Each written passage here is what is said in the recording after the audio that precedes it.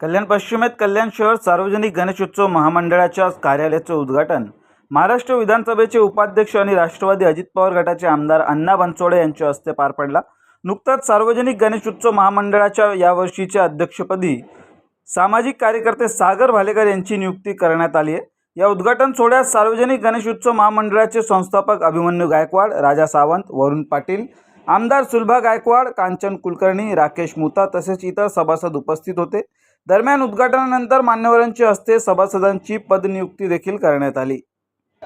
कल्याण शहर सार्वजनिक गणेश उत्सव महामंडळाची आज खरं तर कार्यकर्त्यांच्या आणि मंडळाच्या मार्फत अध्यक्षाची निवड होत असते। तर महामंडळाचे 36वे अध्यक्ष म्हणून माझे सहकारी सागर भालेकर यांची सर्वानुमते आणि सर्व मंडळाच्या प्रमुख पदाधिकाऱ्यांच्या मार्फत आज खऱ्या अर्थाने महामंडळाचे अध्यक्ष म्हणून त्यांनी त्यांच्या अध्यक्षतेखाली या कार्यालयाचं उद्घाटन आज माझ्या हस्ते करण्यात आले।